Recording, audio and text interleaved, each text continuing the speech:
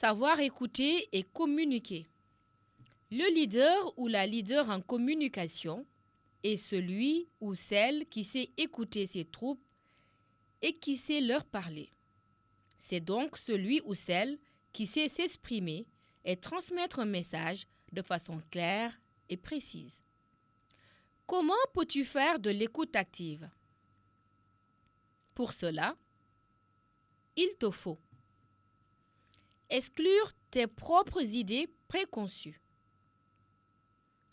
adopter une attitude physique de disponibilité, langue corporelle ouverte, contact visuel.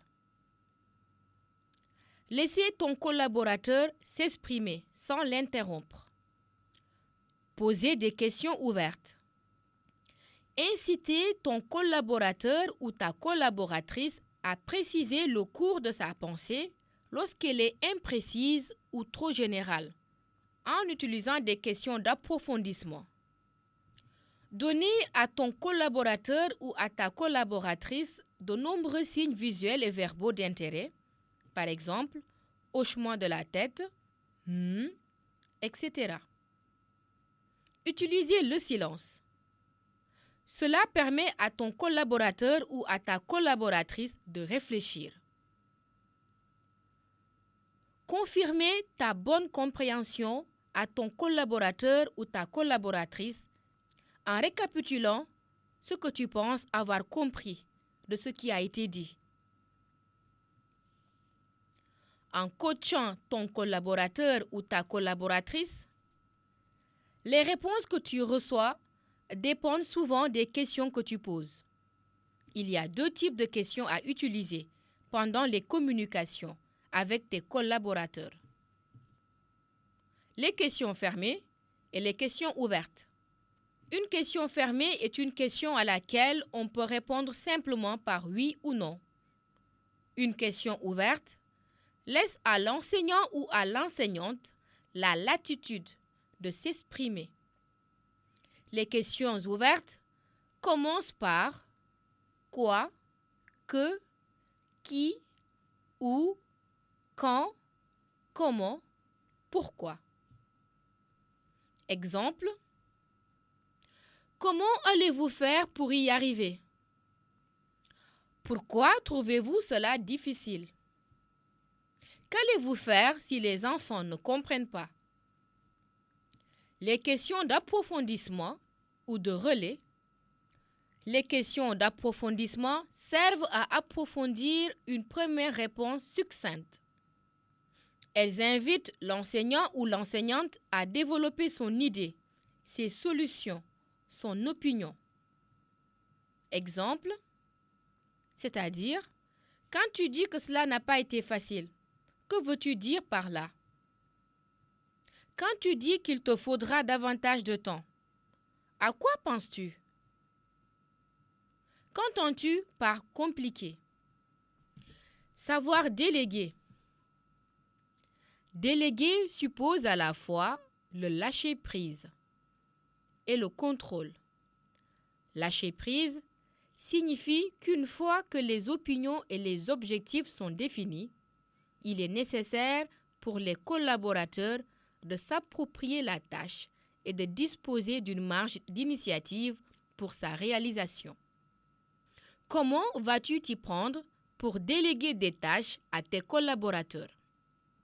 Pour gagner en efficacité et réussir cette délégation, certaines étapes doivent être respectées, avec pour maître mot la communication. Tu dois d'abord rédiger un document en bonne et due forme.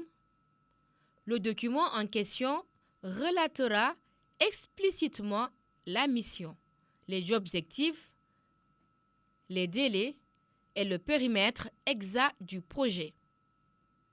Tu rassembleras l'ensemble des informations et documents qui te permettront de faire une passation de dossier optimale. Tu auras à préparer une réunion avec le collaborateur ou la collaboratrice que tu auras choisi pour te seconder.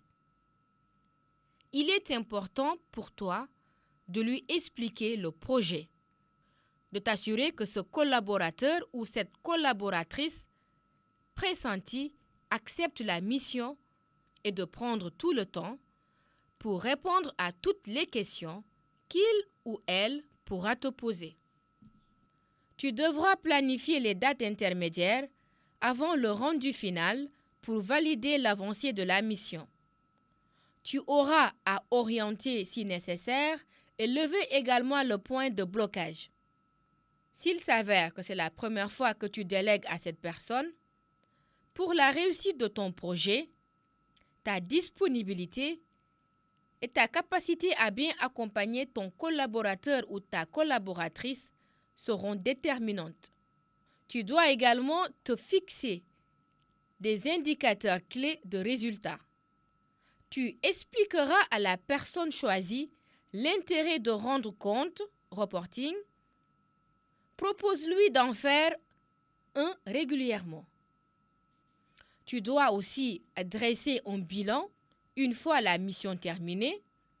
Ceci te renseignera sur ce qui a bien fonctionné et les points à améliorer. Tu dois garder un repérage que, même si tu ne réalises pas directement la tâche, tu restes responsable de sa réussite. De ce fait, tu dois adopter une démarche d'amélioration continue qui te permettra de valoriser les points positifs et d'ajuster le reste. Pour que ton collaborateur ou ta collaboratrice n'ait pas l'impression de faire le travail à ta place, tu devras valoriser sa mission et sa personne. Cela passera notamment par la responsabilisation du collaborateur ou de la collaboratrice et par une bonne communication de la délégation au sein de l'équipe.